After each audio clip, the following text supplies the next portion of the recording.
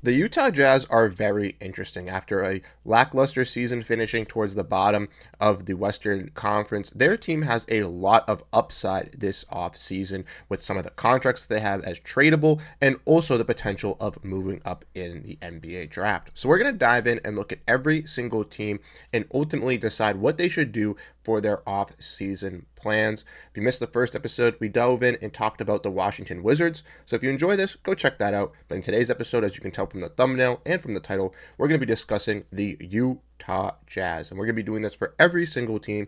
Yesterday, I failed to get an upload up, so you will see two going up today. So I hope you guys enjoy this series. Without further ado, we're going to dive in and get it started. So like I mentioned in the introduction, we're going to be discussing the Utah Jazz, and like I said initially, they did not have the greatest season this year, finishing 17-65 in the Western Conference, 51 games back. And Utah, in my honest opinion, was a team that had some potential upside this off season as they went and extended players and Lauri Markkanen and tried to go with a little bit of a fun but also competitive team. Unfortunately for Utah, they ran into some injuries with some of their key players, and some of their young stars didn't really live up to their potential. But they did bring in some exciting X factors with some key guys as well, which is really great to discuss. When looking at the offseason for the Utah Jazz, it is a little complex, right? They obviously are only at $170 million, which puts them under the first apron and the tax threshold, which allows the Utah Jazz to have a lot of flexibility this offseason. If you also look at their key reserves and their free agents, they don't have many. So the Utah Jazz will be keeping a lot of their players or will be waiving some of these non-guaranteed deals and or trading some of these contracts to really utilize to be able to use all their picks or to be able to bring in some new fresh faces for their young core. I would expect this Utah team to have a plethora of changes and a lot to be discussing here. So let's dive in and explore what Utah should do this off season and also look ahead towards the draft. This offseason for Utah contains a lot of stuff to break down, and the first player we're going to be looking at is Lauri Markkanen. And like I mentioned in the introduction, Markkanen was extended last offseason after being viewed as one of the prime top-tier candidates via trade for Utah. And Utah was going to trade him to Golden State, couldn't get the deal that they wanted, so they decided to keep him, and ultimately that may have royally screwed Utah as Lauri Markkanen is still a pretty solid player, but ran into some injuries and wasn't that prolific player he was before the extension. So his value has definitely dipped a little bit, but I would expect Utah, once again, a team who is young and needs to move off of some contracts and has the draft picks to do so, which we'll get in a little bit. I could see them potentially trying to trade up, or I could potentially looking them to use a guy like Markkanen to bring in some young talent and or additional draft capital for the future. We all know Utah had some deals with Donovan Mitchell and Rudy Gobert in which they got future draft capital, so I would not be shocked if they look to use Markkanen as well to do that for their future as they try to figure out this path to really getting back towards the top and finding their number one guy. Markkanen could also help out a bunch of teams across the league. Specifically, one team that I think he would really help out is the San Antonio Spurs, as he could provide as a solid wing creator and shooter, but also not at the full expense of all of San Antonio's draft capital that they have this season and or in the future, with using some tradable contracts and guys like Harrison Barnes, Keldon Johnson, or Devin Vassell to get the deal done. The next player that I would like to discuss that I think will be traded from the Utah Jazz is Collin Sexton. And for multiple reasons, I do think Collin Sexton will be traded. One, if we want to dive back and look at the depth chart for the Utah Jazz, they have an abundance of guards, right? And a bunch of young ones as well. Isaiah Collier, a recent draft, Keontae George, another recent draftee, even guys like Bryce Sensabaugh, who plays a small forward, can also play at the guard position, Johnny Juzang, and many others. And with the Jazz also being linked to some guys in the draft at the guard position, a guy like Collin Sexton seems like the perfect trade candidate for the team. He really showcased this season that he can start in some instances, but also could be a solid six-man creator as well on a top-tier team with his offensive creatability of being a shot creator and playmaker, but not only just that, his defensive hustle and grit. Collin Sexton isn't the tallest guard, but does show his heart and hustle on the defensive side, which gets him those steals and hustle plays, which allows Utah Jazz fans to really captivate towards him. I think He's a guy that was really looked at by teams like Orlando, potentially even Miami, and I think he could be a perfect culture setter or identifier for one of those teams. Plus a bunch of other teams across the league that could value another shot creator scoring guard to really help them put them over the top for their championship push. Not to mention that Colin Sexton is also on an expiring deal, so it would make sense for the Utah Jazz to look to get off of him for the best value that they can, so they ultimately do not lose him in free agency the following season. And then the last two guys we're going to be discussing and breaking down are Jordan Clarkson and John Collins. And I have these guys kind of grouped together because I'm not so certain that the Utah Jazz are going to look to move off of these guys in the immediate moment, but could to look move off of them maybe in the start of the season or potentially even next offseason. If we want to dive back, and once again, look at this breakdown here from Bobby Marks, who does these fantastic jobs getting these graphics out for every single team. And I'm going to be using them for every single team. So shout out to Bobby, shout out to ESPN, shout out to whoever makes these graphics. I know you're not going to be watching this video, but I appreciate the work you do. But diving back and talking about John Collins and obviously Jordan Clarkson, we can see that John Collins has a P next to his name. And what that means is he has a player option. That means John Collins is most likely going to opt into his deal, which will allow him to not be tradable from the Utah Jazz for a certain amount of time after accepting that player option. Therefore, I think Collins could be potentially swindled at the trade deadline or potentially could be used in the next offseason, but I do think he will be returning to Utah to play with this team. He showed that he could be one of the better small ball fives in the NBA this season, and I think that was really great for a guy in John Collins who doesn't really get a lot of media attention over in Utah. So definitely one of the most undervalued bigs that has been on the rise and definitely could help out for a team in the future. And another guy in Jordan Clarkson, who has been a solid 3-and-D scorer his entire career, throughout the league.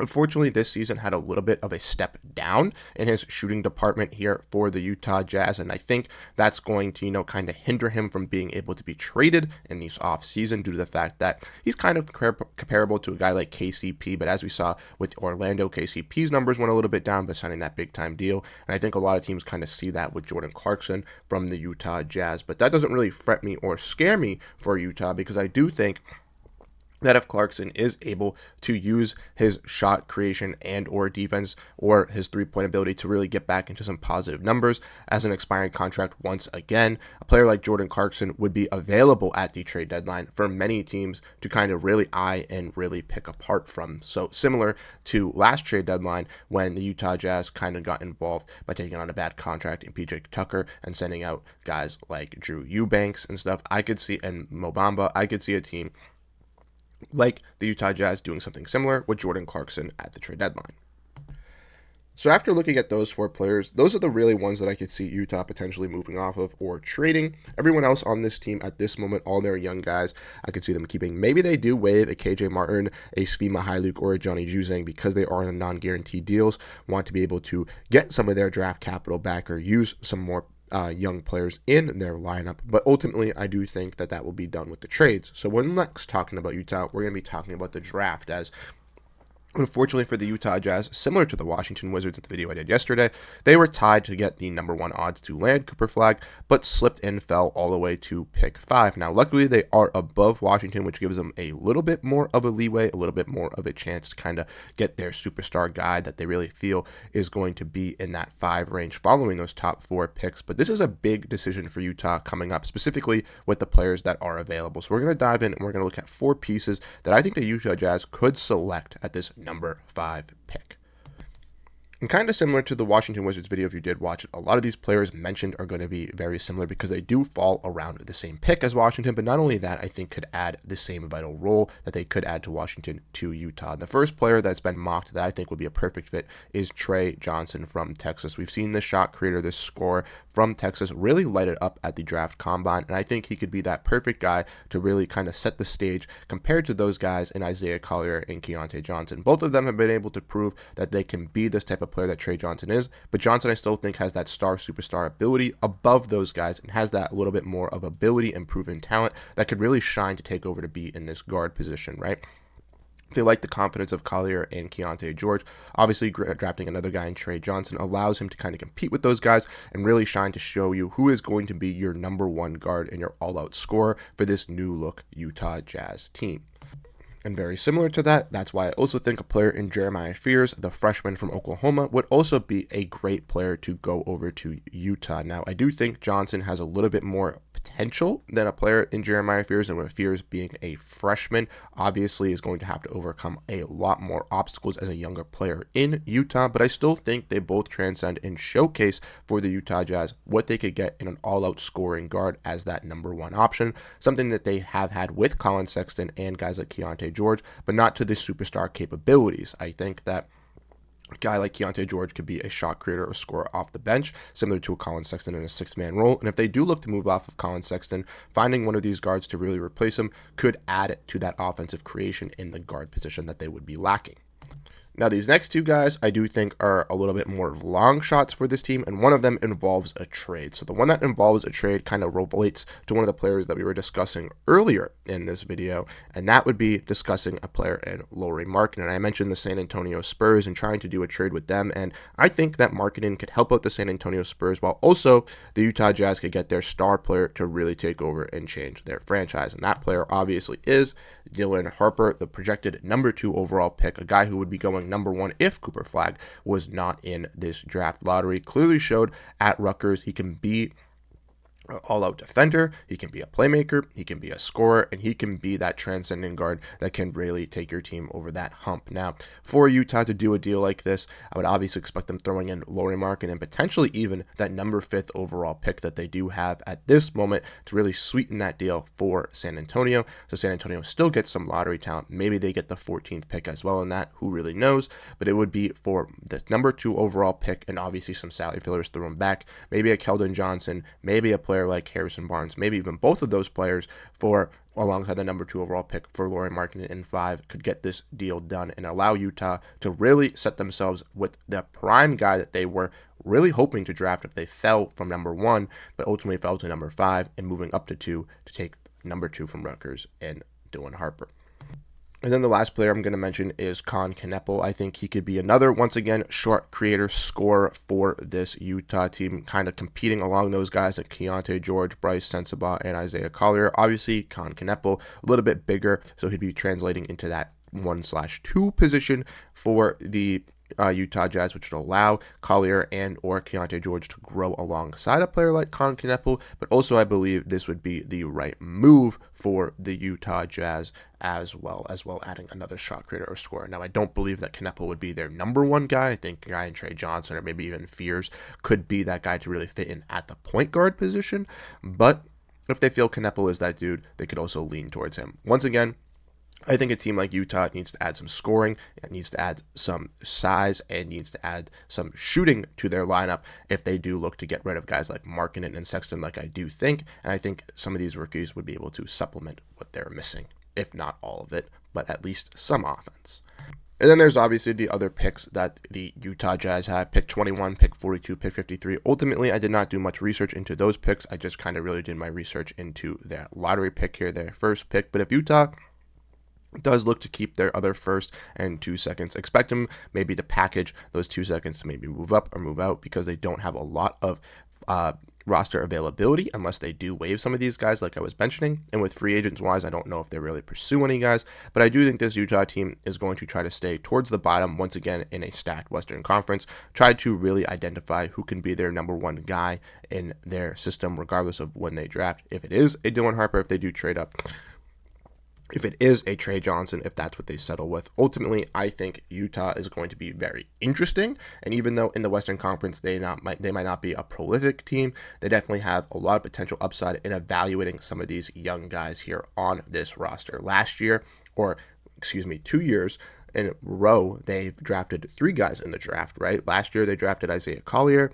they drafted Cody Williams, and I believe they drafted Kyle Filipowski, And then the year previous, they drafted Bryce Sensabaugh, Taylor Hendricks, and they drafted Keontae George. So this Utah Jazz team has had a lot of guys that they've tried to really invest in. I think this offseason, once again, is trying to just grab as much young talent as you can, put it on this roster, and see how it all works out, right? Once again, in a stacked Western Conference, you're not trying to really stand out. You're just trying to evaluate, kind of figure out your building blocks, and then in 2, 3, maybe even 4 seasons, really take that leap when some of these teams in the Western Conference really start to fall, or really when some of these teams that are starting to rise right now start to hit their peak and start to get to the point of some teams like the Celtics, the Suns, the Nuggets, and Bucks, and get into these salary cap restrictions. So let me know your thoughts down below in the comment section. Let me know what you guys think about the Utah Jazz team. Once again, I'm no Utah Jazz insider. This is just me from my analyzations of the squad and from Twitter and from what people have been saying, what I think they should personally do. So if you are a Utah Jazz fan or you do support the Utah Jazz, let me know what you thought down below in the comment section. Did you agree with my takes? Do you think they should trade some of these players? Do you think they should go a different route? What would be your prediction for the Utah Jazz? I'd love to hear your thoughts down below here as well. Once again, this is a new series that I'm starting here on Swish City. I'm going to try to get out a video every single day. Unfortunately, I failed to do yesterday, so that's why you'll see 2 videos going up today talking about teams. But once again, this is a new series, so if you do enjoy the content, make sure to hit the subscribe button and stay forward for all the NBA content that we're going to be putting here on Swish City. But if you are just a Utah Jazz fan, I hope you enjoyed the content that I displayed, and I hope I talked about your team in the right way. Once again, thank you guys so much for tuning in. I really do appreciate all your guys' support, and I'll catch you guys in the next video. Have a great rest of your day, and peace out.